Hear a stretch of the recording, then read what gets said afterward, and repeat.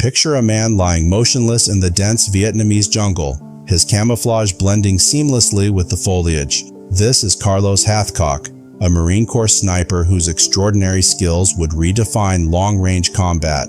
For 3 grueling days and nights, he inched forward through enemy territory, driven by an unwavering determination to complete his mission. What could push a man to such extremes? Hathcock's legendary exploits, from record-breaking shots to narrow escapes, would etch his name into military history. But what forged this silent guardian, and at what cost? To understand the sniper who revolutionized warfare, we must journey back to his early years, where the seeds of his unparalleled marksmanship were first sown. The year is 1942, and a young Carlos Hathcock roams the dense woods of rural Arkansas, a borrowed .22 caliber rifle cradled in his arms. The air is thick with the scent of pine and damp earth. This solitary boy, barely 10 years old, moves with a quiet determination that belies his age. His footsteps are silent, his breathing controlled, as he stalks through the underbrush in search of small game to feed his family. Carlos Norman Hathcock II was born on May 20, 1942 in Little Rock, Arkansas. His childhood was marked by hardship and responsibility beyond his years. With his father away fighting in World War II and his mother working long hours to make ends meet, young Carlos found himself thrust into the role of provider at an early age. The woods became his classroom, and the rifle his most trusted companion. As he honed his marksmanship in those Arkansas forests, Hathcock developed an almost preternatural ability to become one with his environment. He learned to read the wind, to anticipate the movement of his prey, and to remain perfectly still for hours on end. These skills, born of necessity, would one day serve him well in the steaming jungles of Vietnam. At the age of 17, driven by a sense of duty and a desire to follow in his father's footsteps, Hathcock enlisted in the United States Marine Corps. It was here that his exceptional shooting abilities first came to light.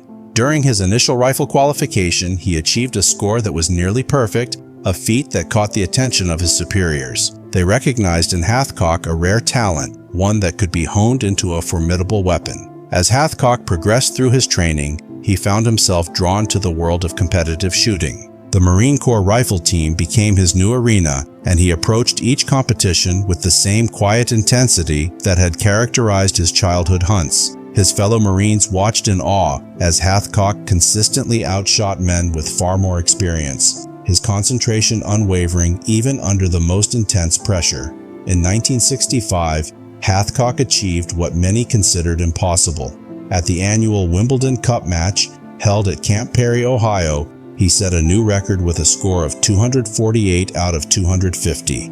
This victory, against some of the best civilian and military marksmen in the country, cemented Hathcock's reputation as a shooter of exceptional skill. Yet, even as he basked in the glow of his triumph, dark clouds were gathering on the horizon. The conflict in Vietnam was escalating, and the Marine Corps was in desperate need of skilled marksmen. Hathcock, with his unparalleled abilities, was an obvious choice for deployment. As he prepared to leave for Southeast Asia, he could not have known the trials that awaited him, nor the legend he would become.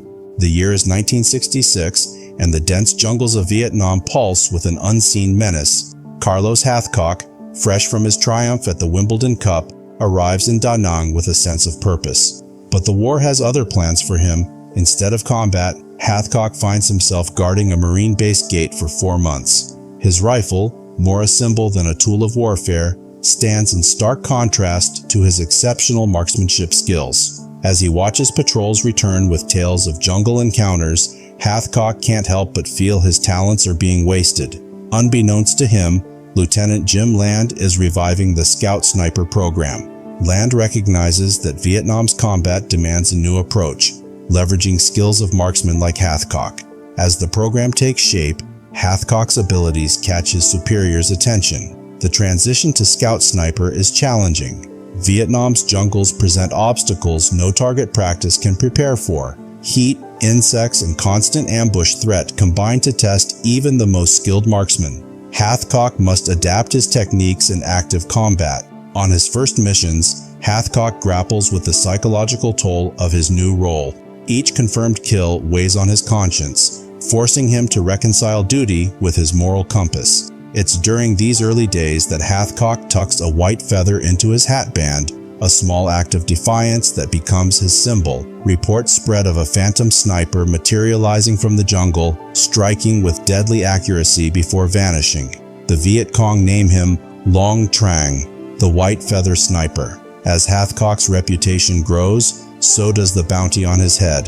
The Viet Cong place a $30,000 price on his life, far exceeding the average for American soldiers. For Hathcock, this only fuels his determination.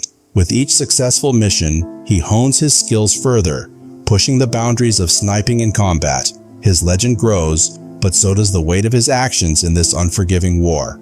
In the dense jungles of Vietnam, a deadly game of cat and mouse unfolds between two master snipers. Carlos Hathcock, the Marine Corps sharpshooter known as White Feather, faces off against the elusive Viet Cong marksman called Cobra. As Hathcock's reputation grows, so does the bounty on his head, reaching a staggering $30,000, 15 times the price for an average American soldier. The psychological toll of this silent duel weighs heavily on both men. Hathcock, ever aware of the target on his back, grapples with the constant threat of death. Cobra, too, feels the pressure of his fearsome reputation, drawing America's deadliest sniper. In the quiet hours of the night, both men lie awake, their minds racing with strategies and counter-strategies. As the hunt intensifies, close encounters leave both snipers shaken. A glint of sunlight off a rifle scope, a rustle of leaves where no wind blows. These near misses only heighten the tension. One day, Hathcock finds himself face to face with Cobra, separated only by a dense patch of foliage. For a heart-stopping moment, neither dares to breathe, each aware that the slightest movement could mean death. According to military records, the final showdown occurred on a sweltering day in 1967. Hathcock, having tracked his nemesis for days, spotted a flicker of movement in the distance. In that split second, as Cobra's scope aligned with Hathcock's position, the Marine sniper squeezed his trigger. The bullet flew true, entering Cobra's scope and killing him instantly. This shot, threading the needle of Cobra's own scope, became the stuff of legend. Some dismiss it as impossible, arguing that the odds of such a shot are astronomical. They claim it's a tale born of the fog of war, embellished over time. Others vehemently defend its plausibility, citing Hathcock's unparalleled skill and the element of chance in combat situations. Regardless of the truth, the encounter left an indelible mark on Hathcock's psyche. It forced him to confront the human cost of his lethal efficiency, a burden he would carry long after the jungle heat faded from memory. The duel between White Feather and Cobra remains a testament to the psychological warfare waged in the shadows of Vietnam, where the line between hunter and hunted blurred with each passing day. While Hathcock's duel with Cobra had cemented his legend, it was a single shot fired in 1967 that would forever change the face of modern warfare. As the humid air of Vietnam clung to his skin, Sergeant Carlos Hathcock found himself on a mission that would push the boundaries of what was thought possible in long-range combat. Military doctrine at the time held that effective sniper engagement was limited to ranges under 1,000 yards. But Hathcock, ever the innovator, had other ideas. Armed with a Browning M250 caliber machine gun, he set out to prove that a skilled marksman could reach far beyond those perceived limits. The Browning M2, known as Ma Deuce by American troops, was not a conventional sniper rifle. It was a heavy machine gun designed for suppressive fire. Hathcock meticulously modified the weapon, fitting it with a scope and fine-tuning its mechanics for precision shooting. As Hathcock lay prone on a hillside, his eye pressed against the scope, he began the complex calculations for his audacious attempt. The target, a Viet Cong soldier, was barely visible at 2,500 yards, nearly a mile and a half away. At this extreme range, the shot would require an intimate understanding of ballistics, wind patterns, and even the Earth's curvature. The Marine sniper's mind raced through the variables. Humidity, temperature, and wind speed could send his bullet off course by feet, not inches. The slightest miscalculation could mean the difference between a record-breaking shot and a complete miss. With a gentle squeeze of the trigger, Hathcock set his plan in motion. The Browning M2 roared to life, sending its massive .50 caliber round hurtling through the air. As the seconds ticked by, Hathcock held his breath, his eye never leaving the scope. Then, impossibly, the target fell. At a distance of 2,500 yards, Carlos Hathcock had just made the longest confirmed sniper kill in combat history, a record that would stand for 35 years. The implications of this shot reached far beyond personal accolades. It forced military strategists to reevaluate the role of snipers in modern combat. If a single marksman could effectively engage targets at such extreme distances, it opened up new tactical possibilities that had never before been considered. Hathcock's achievement sparked a revolution in sniper training and equipment. The military began investing in specialized long-range rifles, advanced optics, and ballistic calculators. The boundaries of what was possible in combat shooting had been pushed back, and there was no going back. Yet for Hathcock, this monumental achievement came at a cost. The constant strain of operating at the very edge of human capability took its toll. The pressure to perform, to push further, to be the unseen guardian of his fellow Marines, it all weighed heavily on his psyche. As the echoes of Hathcock's record-breaking shot faded into the dense Vietnamese jungle, a new battle emerged, one that would test the very limits of his psychological fortitude. The year was 1967, and the United States military was about to learn a harsh lesson about the hidden costs of precision warfare. Carlos Hathcock's most formidable opponent lurked not in the shadows of the jungle, but in the recesses of his own mind. Military psychologists of the time believed that combat stress primarily affected ground troops engaged in direct firefights. They were unprepared for the unique mental challenges faced by snipers like Hathcock. Operating in isolation for days on end, Hathcock found himself in a constant state of hypervigilance. Every rustle of leaves, every snapped twig, could signal the approach of an enemy determined to claim the bounty on his head. This perpetual alertness exacted a heavy toll on his psyche. To cope with the overwhelming stress, Hathcock developed the bubble technique.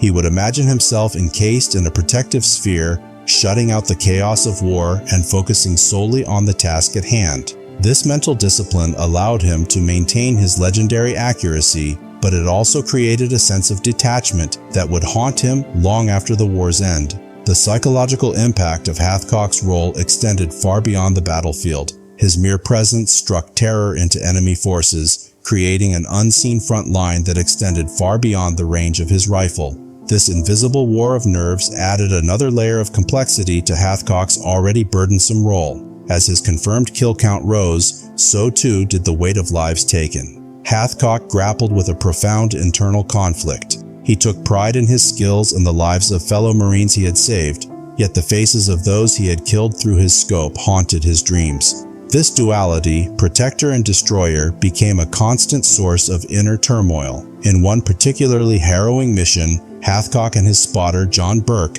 found themselves engaged in a 5-day war of attrition against a large enemy force. Pinned down and vastly outnumbered, they endured extreme conditions that pushed them to the brink of physical and mental exhaustion. The true cost of Hathcock's precision became horrifyingly clear in 1969. During a routine patrol, the amphibious vehicle he was traveling in struck an anti-tank mine. In the inferno that followed, Hathcock, despite being on fire himself, dragged 7 fellow Marines to safety before collapsing.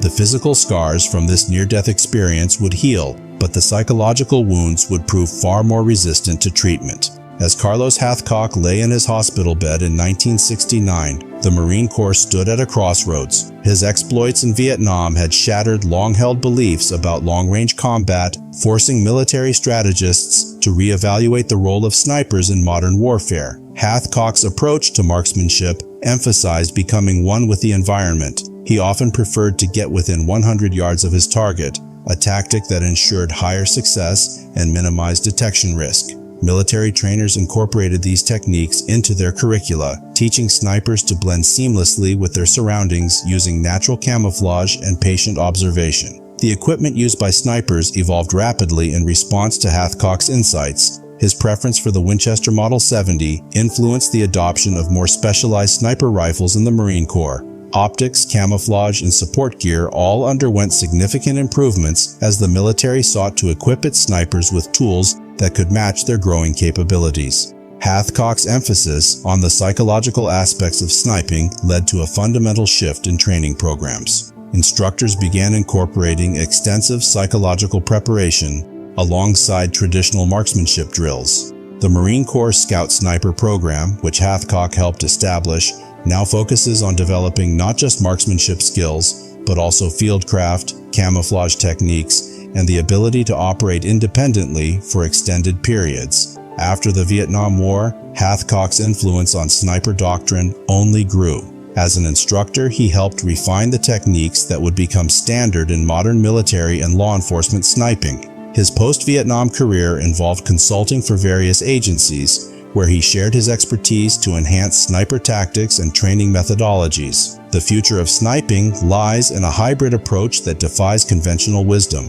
While Hathcock's emphasis on individual skill and mental toughness remains a cornerstone of training, modern snipers operate in tightly knit teams, leveraging advanced technology to extend their reach and effectiveness.